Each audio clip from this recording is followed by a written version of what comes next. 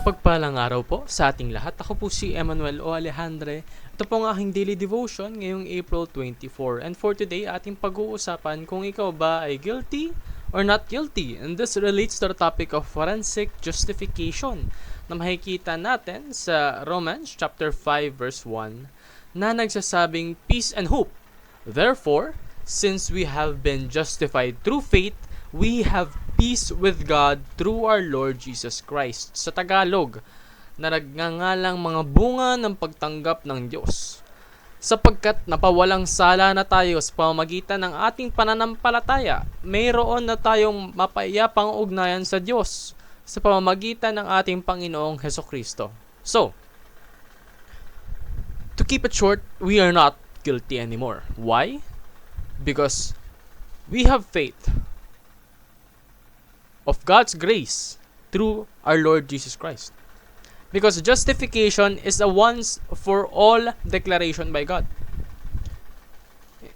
Yung ginawa pong pag-justify ng ating Panginoon ay para na po sa lahat ng kasalanan na nagawa, ginagawa at gagawin pa lamang. Para sa lahat ng mga tao, lalong-lalo na sa mga nananampalataya sa Kanya. So we are justified by faith in Christ, not by works. Hindi po porket may isang taong nag-donate sa charity is justified na siya. Because the truth is, kahit na gaano karami yung goodness na ginawa ng isang tao, they still sin. They still have disobeyed God, and that is in it of itself sin. For the wages of sin is death. Therefore, you are not justified, but you are justified because you have faith in Christ. So, Christ's righteousness is credited to us.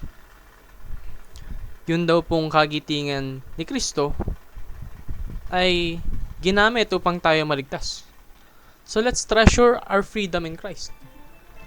Let's treasure our justified status in Christ. And let's treasure the one who justified us, Jesus Christ. Lahat po yun pahalagahan natin. Kaya po, yung buhay natin, ialay natin sa Panginoon. Gawin po natin ang ating makakaya upang ang ating mga aksyon, ang ating kabuuan ay ikalulugod niya. Yun lamang po ang aking daily devotion. Maraming salamat sa pakikinig. Pagpalain po tayong lahat and let us all give glory to God.